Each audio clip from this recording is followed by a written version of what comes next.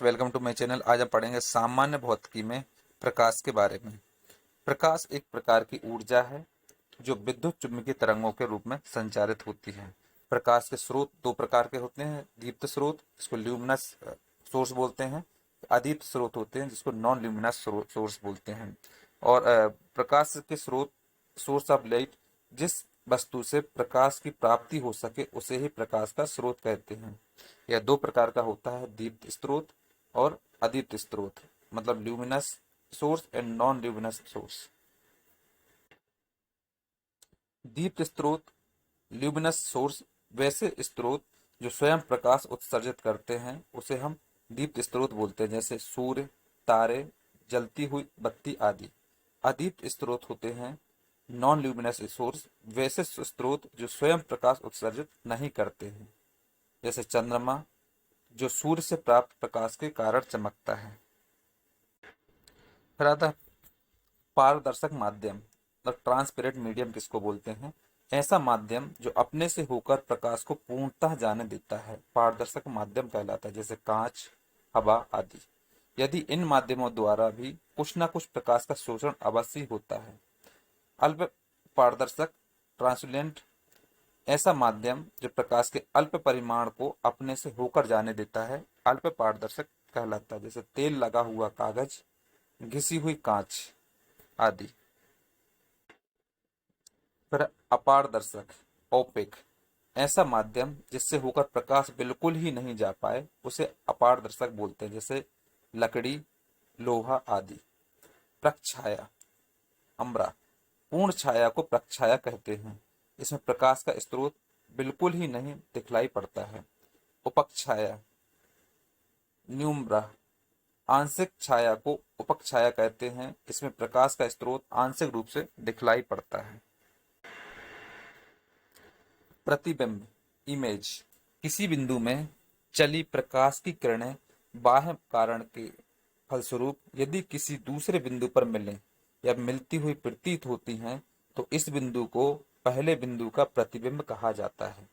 प्रकाश का परावर्तन, reflection of light, यदि किसी माध्यम से जाती हुई प्रकाश की किरणें किसी पारदर्शक सतह से टकराकर पुनः उसी माध्यम में लौट आए तो यह घटना प्रकाश का परावर्तन कहलाती है।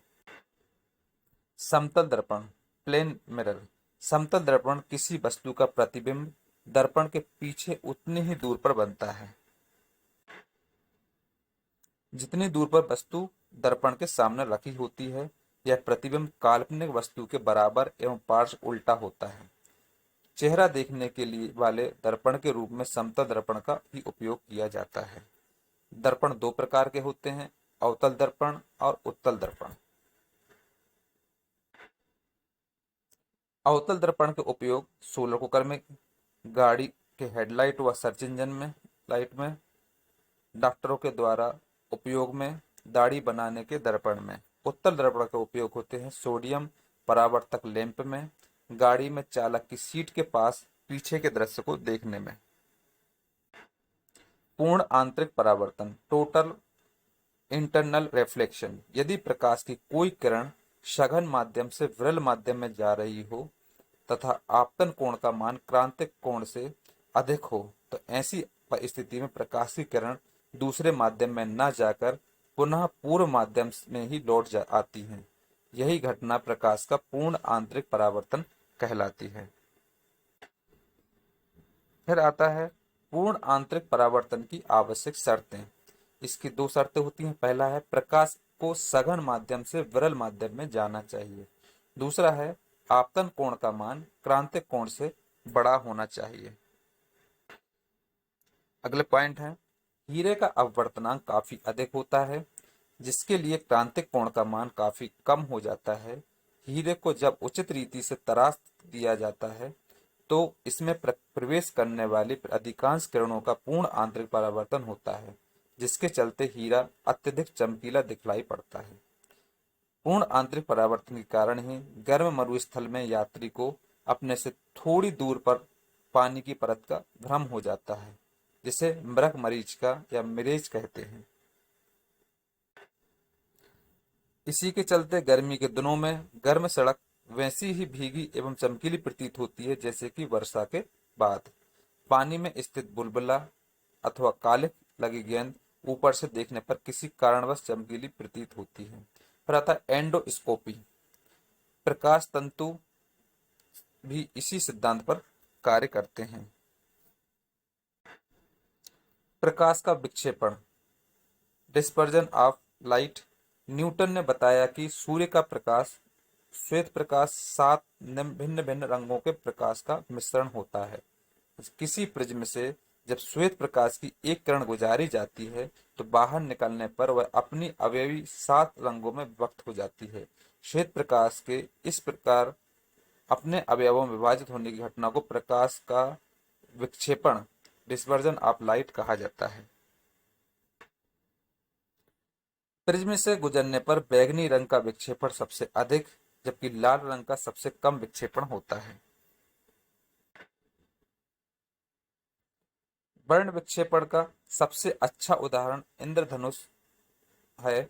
वर्षा के बाद जब सूर्य दिखलाई देता है तो उस समय सूर्य की विपरीत दिशा में यह बनता है।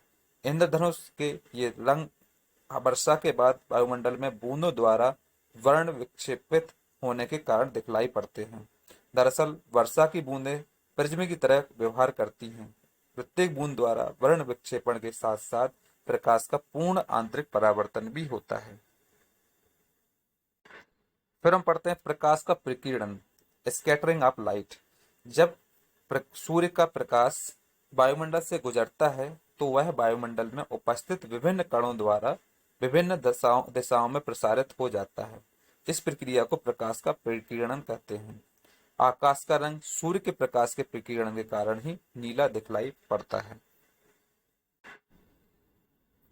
चंद्रमा पर वायुमंडल नहीं होने के कारण वहां पर प्रकाश का प्रकीर्णन नहीं हो पाता है, जिससे अंतरिक्ष यात्री को चंद्रमा से आकाश काला दिखलाई पड़ता है। लाल रंग का प्रकीर्णन सबसे कम होता है, अतः हम तक पहुंचने वाले प्रकाश में इस रंग की प्रधानता होती है। यही कारण है कि सूर्योदय एवं सूर्यास्त के समय सूर्य लाल दिखाई पड़ देता है। अब हम पढ़ेंगे लेंस के बारे में। लेंस मुख्यतः कांच के बने होते हैं और इनका उपयोग प्रायः सभी प्रकाश के प्रकाशीय यंत्रों में किया जाता है। यह 2 प्रकार के होते हैं, उत्तल लेंस और अवतल लेंस। जब प्रकाश की कोई किरण एक लेंस से होकर गुजरती है तो प्रकाश किरण का 2 बार अपवर्तन होता है। पहला जब किरण लेंस में प्रवेश करती है तथा दूसरा जब किरण लेंस से बाहर निकलती है। उत्तल लेंस, कॉन्वेक्स लेंस, अनंत से आने वाली किरणों को सिकोड़ती है, अतः उसे अभिसारी या कन्वर्जिंग लेंस भी कहते हैं। अवतल लेंस किसको कहते हैं? कॉनकेव लेंस अनंत से आने वाली किरणों को फैलाता है, अतः इसे अपसारी या डाइवर्जिंग लेंस भी कहते हैं। लेंस की क्षमता की इकाई डायप्टर होती है। इसके बाद उत्तल लेंस की क्षमता धनात्मक जबकि अवतल लेंस की ऋणात्मक होती है। पानी में डूबा हुआ वायु का बुलबुला अवतल लेंस की तरह व्यवहार करता है क्योंकि पानी का अपवर्तनांक वायु से अधिक होता है। रंग के बारे में पढ़ेंगे। प्राथमिक रंग, प्राइमरी कलर्स, नीला, हरा एवं लाल, ये तीनों प्राथमिक रंग कहलाते हैं क्योंकि इन्हें उचित अनुपात में मिलाकर अन्य रंग तैयार किए जा सकते हैं, जबकि इन तीनों प्राथमिक रंगों को बराबर अनुपात में मिलाया जाता है तो श्वेत रंग प्राप्त होता है। अन्य रंगों की सहायता से प्राथमिक रंगों को प्राप्त नहीं किया जा सकता है। फिर द्वितीय रंग, सेकेंडरी कलर्स। दो प्राथमिक रंगों को एक साथ मिलाने पर 3 विभिन्न प्रकार के रंग बनते हैं जिन्हें द्वितीयक रंग कहते हैं। ये 3 द्वितीयक रंग हैं, जैसे नीला प्लस हरा मोरकंठी नीला कहलाता है, जिसको पीकॉक ब्लू कहा जाता है। हरा और लाल मिलकर के पीला रंग बनाते हैं, येलो। नीला प्लस लाल रंग के मजेंटा बनाते हैं तो मोजेंटा कलर बनता है। इसके बाद जब तीनों द्वितीयक रंगों को समान अनुपात में मिलाया जाता है तो श्वेत रंग प्राप्त होता है। पूरक रंग, कॉम्प्लीमेंट्री कलर्स। 2 रंग एक दूसरे के पूरक कहे जाते हैं। यदि उन्हें मिलाने से श्वेत रंग का निर्माण हो रहा हो तो नीला एवं पीला, नीलकंठी नीला एवं लाल तथा हरा एवं मजेंटा एक दूसरे के पूरक रंग होते हैं। इसके बाद दृष्टि की क्रिया विधि, मैकेनिज्म ऑफ विजन। जब किसी वस्तु से निकलकर प्रकाश की किरणें नेत्र पर पड़ती हैं तो वे कॉर्निया तथा नेत्र लेंस से अपवर्तन के कारण रेटिना पर पहुंचती हैं और वहीं पर उस वस्तु का वास्तविक एवं उल्टा प्रतिबिंब बनाता है। मानव मस्तिष्क द्वारा इसे सीधा देखने की संवेदना होती है। सामान्य आंखों से स्पष्ट देखी जा सकने वाली न्यूनतम दूरी 25 सेंटीमीटर है। इसे स्पष्ट दर्शन की न्यूनतम दूरी least distance of enact vision कहते हैं। सामान्य आंखों से देखी जा सकने वाली अधिकतम दूरी अनंत होती है। सामान्यतः आंखों में निम्न प्रकार के दोष पाए जाते हैं। फर्स्ट है निकट दृष्टि दोष, शॉर्ट साइटेडनेस। इस दोष के कारण व्यक्ति की दूर की चीजों को देखने में कठिनाई होती है। इसमें वस्तु का प्रतिबिंब आंख के रेटिना पर ना बन के उनकी आगे बन जाता है। इस दोष का कारण नेत्र गोलक की लंबाई का बढ़ जाना या आंख के लेंस का फोकसांतर का घट जाना होता है। इसे दूर करने हेतु उपयुक्त अवतल लेंस का प्रयोग किया जाता है जो किरणों को फैलाकर रेटिना पर संकेंद्रित कर देता है। फिर आता है दूरदृष्टि दोष। दूरदृष्टि दोष, इस दोष के कारण व्यक्ति समीप की चीजों को नहीं देख पाता है। इससे वस्तु का प्रतिबिंब रेटिना पर न बनकर उसके पीछे बनता है। इस दोष का कारण आंख के गोलक की लंबाई का घट जाना तथा लेंस के फोकसांतर का बढ़ जाना है। इसे दूर करने हेतु उपयुक्त उत्तल लेंस का प्रयोग किया जाता है। फिर है जरा दृष्टि दोष।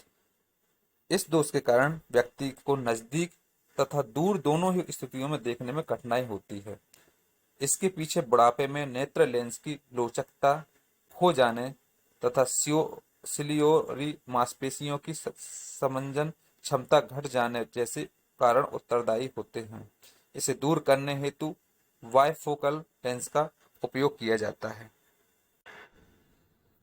अबिंदुकता या दृष्टि वैषम्य, इसके कारण व्यक्ति ऊर्ध्वाधर एवं क्षैतिज रेखा को सही ढंग से नहीं देख पाता है। दूसरे शब्दों में इसके चलते आंख में बने प्रतिबिंब की आकृति वस्तु की आकृति से सर्वदा भिन्न होती है। इस दोष के सुधार के लिए बेलनाकार लेंस का प्रयोग किया जाता है। फिर आता दृष्टि निर्भरता। आंख से देखी गई कोई वस्तु मस्तिष्क में 1/10 सेकंड तक बनी रहती है। इस घटना को दृष्टि निर्भरता कहा जाता है। इसी सिद्धांत पर सिनेमा दिखाया जाता है। पेरिस्कोप, इसमें दो छोरों पर समतल दर्पण व्यवस्थित होते हैं। इससे लड़ाई के मैदानों से खाइयों में छिपकर दुश्मनों की गतिविधियों का निरीक्षण किया जाता है। साथ ही इसका उपयोग जल के भीतर पनडुब्बी से बाहर के स्थल अथवा जल की सतह पर स्थित वस्तुओं को देखने में भी किया जाता है। दूरबीन, दूरबीन एक ऐसा प्रकाश यंत्र है जिसका उपयोग दूर की वस्तुओं को देखने के हेतु किया जाता है। इससे प्रायः आकाशीय पिंडों को देखा जाता है। इसमें भी दो उत्तल लेंस होते हैं, अभिदृश्यक एवं नेत्रिका। अंतिम रूप से किसी पिंड का इसके द्वारा बड़ा एवं सीधा प्रतिबिंब बनता है। संयुक्त सूक्ष्मदर्शी कंपाउंड माइक्रोस्कोप, यह दो समकक्षीय उत्तल लेंसों को एक नली में समायोजित कर बनाया जाता है। जिस लेंस को वस्तु की रखा जाता है उसे वस्तु लेंस अथवा अभिदर्शक तथा जिसे नेत्र के करीब रखा जाता है उसे नेत्र लेंस अथवा नेत्रिका कहा जाता है। बाइनोकुलर, यह भी एक प्रकार का दूरबीन होता है। यह वस्तुतः दो पार्थिव दूरबीनों का संगठित रूप है। इससे अपनी दो आंखों द्वारा किसी वस्तु का प्रतिबिंब देखना सुगम हो जाता है। त्रिविमीय दर्शी स्टेरोस्कोप, जब हम वस्तु को देखते हैं तो दाईं आंख वस्तु के दाएं भाग को देखती है और बाईं आंख वस्तु के बाएं भाग को देखती है। फलस्वरूप वस्तु का त्रिविमीय रूप दिखता है। नेत्र युग्म की यही विशेषता त्रिविमित में व्याप्त होती है, जिसके द्वारा किसी वस्तु का निरीक्षण कर उस वस्तु का आभास हो जाता है।